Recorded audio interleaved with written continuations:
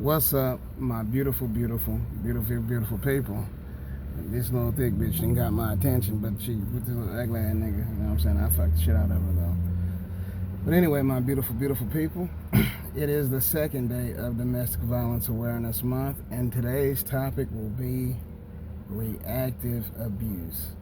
Big boat, what is reactive abuse? I thought abuse was abuse. No. It is and there isn't. Reactive abuse, now it could be anything as retaliatory physical abuse and or you cussing at them. But this is done to make you look like you're the crazy one or you're the one with the issues and the problems. Yeah, motherfucker get to arguing with you. You close the bedroom door and lock it. This motherfucker takes some scissors and stabs through the bedroom door. You don't ever listen to me. Because I'm not trying to fight with you. I see what you gonna do. Because I see you trying to make me mad. They'll make you mad on purpose. And when you're cussing and screaming back, that's the issue. How dare you scream and cuss at, the most important person in your life. The mother of your kid, you know what I'm saying? The motherfucker, I thought you loved me. You said you got me off the streets because you wanted to give me a good life. Well, yeah, you know what I'm saying? But these are things, and they're going to push buttons. And, let's say when you go in there and close the door, now you're hearing doors being slammed. And they're throwing dishes, and they're throwing mugs, the Tweety Bird mugs, and they're busting and breaking dishes. That's to get you to react. And they're doing this in front of you-know-who. And it's like, hey, could you please not do this? He needs to see mom, or he needs to see his parents, because I'm not talking about my situation. I'm talking about y'all's situation or any situation in general, right? They don't need to see that. They need to see me going to work, you take care of home, me taking care of y'all, But some people will know that's what you want so bad, and that gives them, as Andrew says, their license to abuse. I know this motherfucker wants this family more than anything. He ain't gonna do nothing. He gonna get mad, Like, her throwing the pussy behind your back, her running off, isn't the issue. You being mad because this motherfucker disappeared, and that's be called a mini discard, but we're not talking about narcissism as much. But narcissistic abuse is domestic violence. I don't care how you say it. There's so many layers and facets to domestic violence, man, that I had no idea. But we're talking about reactive abuse. Now, yeah, I'm gonna fire your head up, but then I'm gonna tell, your childhood friend, Jody, to call the police on you. Oh, you're not doing nothing, so let me headbutt this nigga in the nose and get him fired up. All right, so now when they come, boom. See, but they'll get those dropped. But in that process, because you're I gotta prove my love to this person. I made a mistake. They knew who it was. You know what I'm saying? And they do that, and they'll use that against you. Why are you in my face screaming and hollering at the top of your lungs? You're pregnant with my fucking kid. Or, these people will be pregnant with your kids. Motherfucker, no. You need to be chilling, relaxed. You have nothing to worry about. Just got $10,000 in taxes. Your boy go to work. We paying up all these bills. My debt's trying to pay up some of your debts. And that's financial abuse. That is financial abuse. That is going to be my episode for probably either later today or tomorrow. But reactive abuse, I'm going to see if I can't find that photo. Reactive abuse is still abuse. It doesn't matter that they picked and hit you, spit on you, lied to you, lied on you.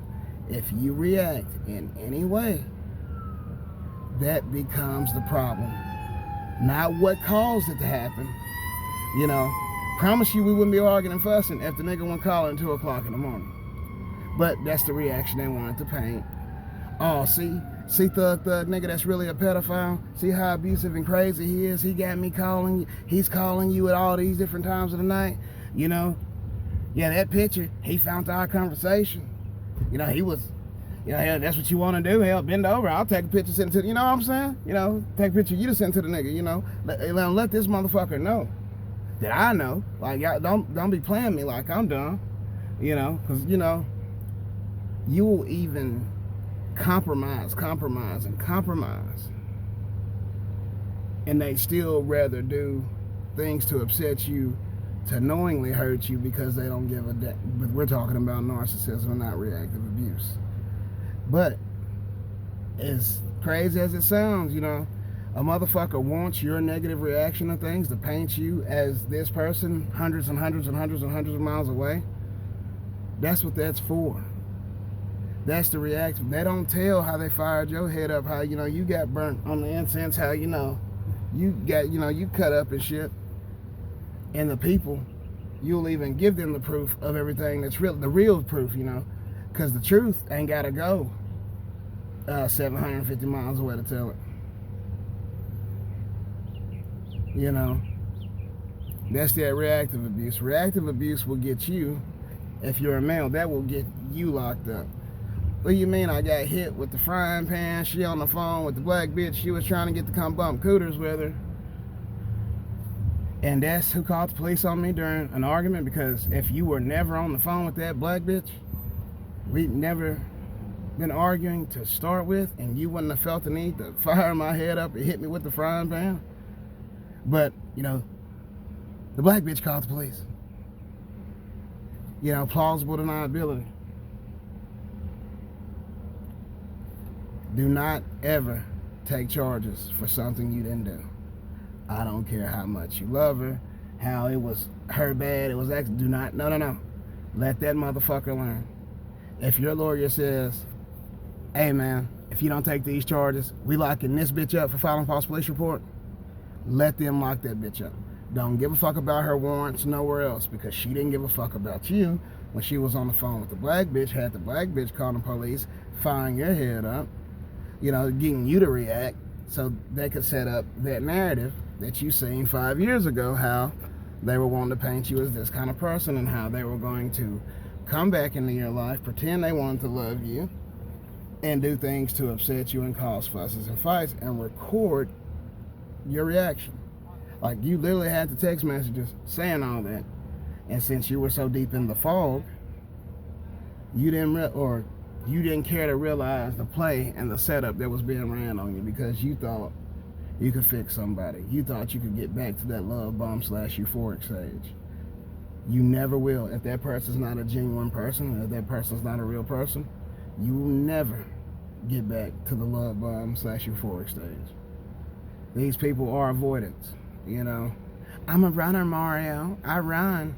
Bitch, for what? Like, you ain't got to do that shit no more. Everything good. But it's to paint this narrative of reactive abuse. Abuse.